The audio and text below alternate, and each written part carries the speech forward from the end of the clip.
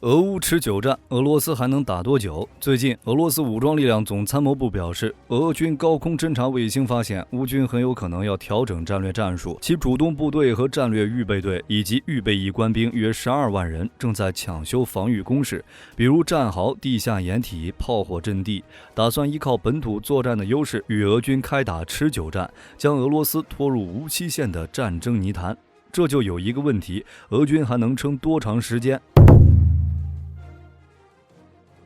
当然了，乌军修筑防御工事并不代表由进攻转入防御。之前火力军聊过，目前俄乌战争的重点不在赫尔松，这边渡河困难，而是在扎波罗热战线以及巴赫穆特。前者事关俄军防卫线的稳固以及核电厂的操纵权，后者牵涉到瓦格纳的战果能否守住。如果巴赫穆特被乌军收复，那就可以证明普里戈金之前说的是对的，俄罗斯国防部的那些将领都是一群废物，势必会影响俄罗斯国内局势。同时，乌军的反攻已经在多个方向取得进展。在别尔江斯克方向，乌军向前推进了 1.3 公里；在里夫诺皮尔、沃洛迪涅方向，乌军已经建立了坚固的阵地；在巴赫穆特方向，乌军获得了战场主动权，向克里奇伊夫卡方向推进了 1.5 公里，侧翼的战斗仍在持续中。所以，按照火力军的观点，就算是再过1个月，乌军的军事动态依旧是加大攻势。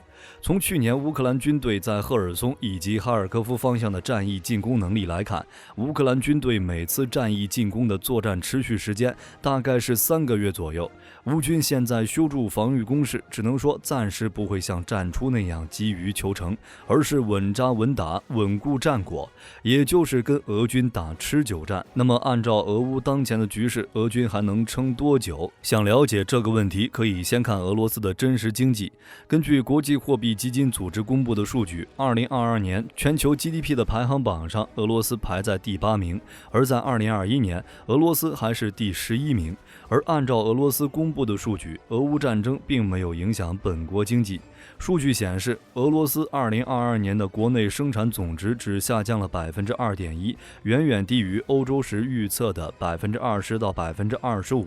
这就有点奇怪了。西方的制裁到底有没有用？可以确定的是，因为俄乌战争，俄罗斯无论是零售、贸易、通信还是制造业都是持续下跌的状态。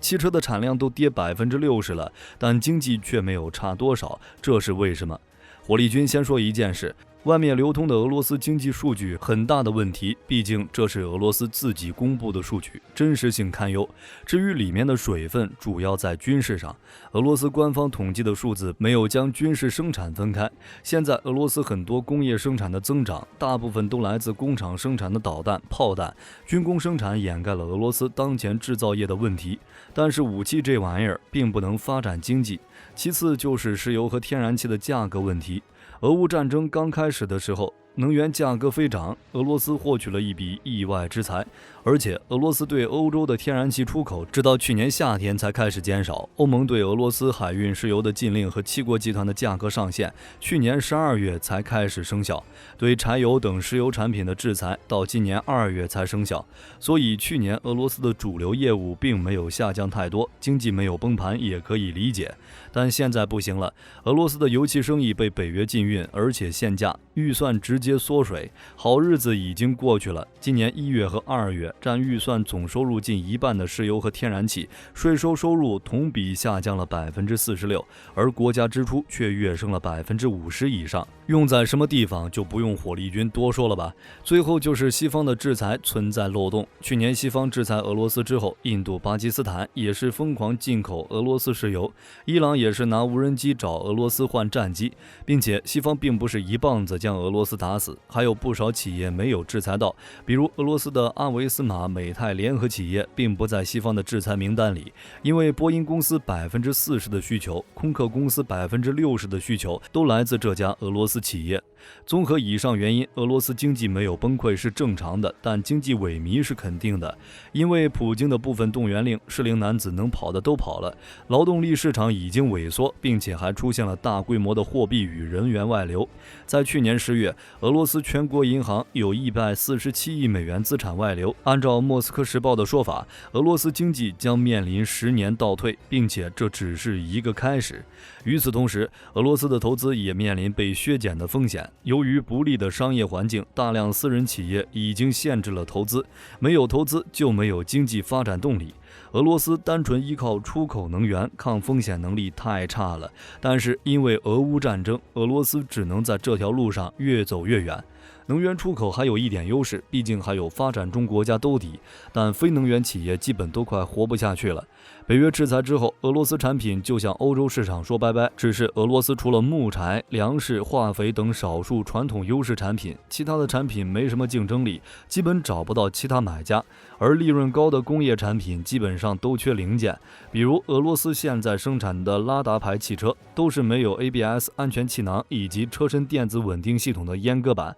据说连火花塞的库存都要没了。可以说俄罗斯的经济衰退已经无可避免，加上战争的消耗完全不够用。总的来说，俄罗斯毕竟是一个资源大国，石油这东西不愁没有买家，加上农业也不错，经济不会因为西方制裁就在短时间崩溃。西方制裁的重心还是军事方面，俄罗斯工业和军事部门高度依赖北约高科技产品，被制裁之后，俄罗斯需要进口的设备都没了，武器装备根本没办法大规模建造，可以说俄军的战争潜力已经所剩无几。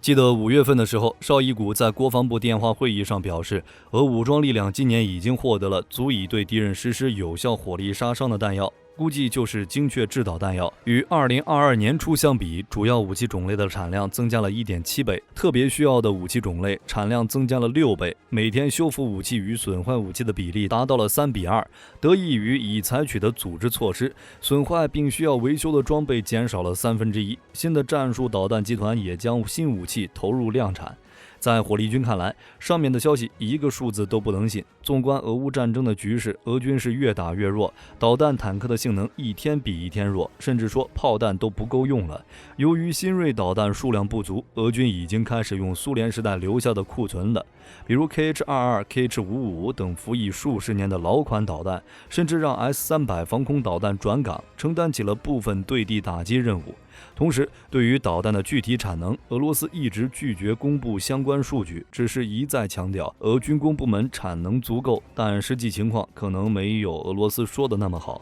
俄罗斯的导弹技术基本都是苏联的，但在苏联时代，承担战术导弹推进系统研制任务的不是俄罗斯，而是乌克兰。苏联解体后，俄罗斯花了很长时间才在国内建立了新的研发与生产线，但产能无法与苏联时代相比。至于坦克，那就更过分了，苏联的遗产都要被败光了。俄军现在很缺坦克 ，T62、T55 这些老古董上战场就能说明一切。至于俄罗斯之前说每个月可以制造200到300辆 T90M， 纯属是胡说八道。2011年到2021年，俄罗斯只生产了2320辆坦克，也就是每年110辆坦克，加上北约制裁，产量还要再降一轮。由于零部件严重不足，俄罗斯现在已经在回收二手武器来修复自家的坦克。在去年的12月初，乌拉尔机车车辆厂花费2400万美元，从缅甸回收了一批军用产品，从印度采购了一批10年前出口的防空导弹的零部件。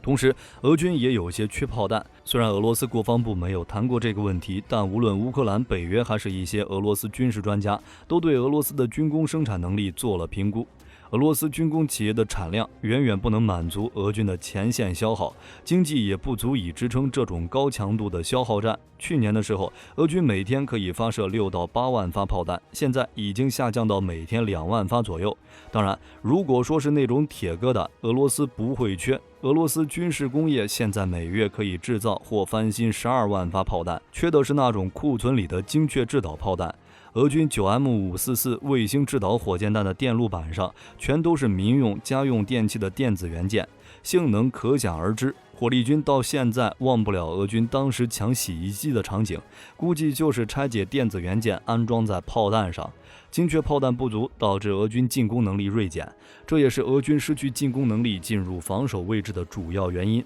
值得一提的是，乌军的战争潜力要比俄军好太多了。如果说俄军靠的是能源以及苏联留下的遗产，那乌克兰就是背靠大海，后面有整个北约。俄罗斯一直打不下乌克兰的最重要原因是什么？无法切断乌克兰的补给线，乌军的补给线不断，乌军就可以一直满血复活，直到拖垮俄军。乌军武器北约出，人员北约训练，战场情报战术还是北约负责，甚至说北约那边的士兵换个皮肤就过来了。就比如波兰那边，不就有个志愿军组织参与了乌俄战争？总的来说，经济不行，高端武器不多，想打持久战基本是痴人说梦。就算是退一万步来讲，俄罗斯的情况跟他自己说的差不多，人多武器不缺，经济缓慢增长，打得了持久战，火力军估计乌克兰也不会同意。俄乌战争打到现在，决定战争走向的不是俄罗斯，而是乌克兰。泽连斯基之前说过，我们可以在今年就让侵略者迎来不可逆转的失败。火力军估计指的不是这次反攻，目前乌军还缺少空中力量，在没有得到战机之前，乌军仅凭地面进攻就想取得足够大的进展，说真的有点难。等到美国援助的 F-16、澳大利亚那边的 F-18、欧洲那边的幻象2000、台风鹰狮抵达乌克兰之后，平推俄军不是梦，这也是俄罗斯空天军被骂的原因。空有一支足够的规模，却绝不能算是训练有素。年平均不足70小时的飞行小时数，让其训练水平停留在幼儿园的水平，导致被毒刺星光摧毁了一大堆。至于持久战的问题，俄乌战争打了1年多，这对双方来说已经是持久战了，而战争又无法在短时间内结束。俄军占据了乌东4州，并不想还给乌克兰，要求以实战地区为界停火谈判，但乌克兰当局的要求是俄军全部撤离乌东地区，包括克里米亚，和谈基本不可能，并且泽连斯基也不想和谈了，要将俄军赶出乌克兰领土。不过现实情况是，乌军不可能短时间内把俄军打回去，而俄军短时间内也无力全部击败乌军，打到基辅去，所以双方现已形成了拉锯战。而这恰好是乌军的优势，在无法切断援助路线的情况下，俄军根本无法取得胜利。同时，俄罗斯在停发养老金、各种社会福利、医疗教育等福利的情况下，依然产生了高额的财政赤字，已经完全无力负担战争支出。加上俄罗斯的适龄人口在加速外逃，国内既没有足够的适龄人口入伍，也没有足够的人才进入军工领域支持战争，战争资源已经消耗殆尽。可以说，当前的俄乌战争就只有2个结局：第一，北约继续拖延对乌援助，俄军还能坚持，最终俄罗斯战争潜力耗尽，经济赤字无法解决，长期以往导致内乱崩溃；第二，北约战机联盟抵乌，一波带走俄军，俄乌战争结束，然后车臣跳出来搞事情，趁机独立。当然，火力军更看好第2个选项，如果俄罗斯这样内乱崩溃了，以普京的想法，有可能选择同归于尽。但是俄乌战争失败之后，车臣之后一段时间趁机独立，那只能算是俄罗斯自己的问题，跟北约又有什么关系？各位觉得俄军还能坚持多久？可以在视频下方评论，大家一起讨论。我是火力军，下期见。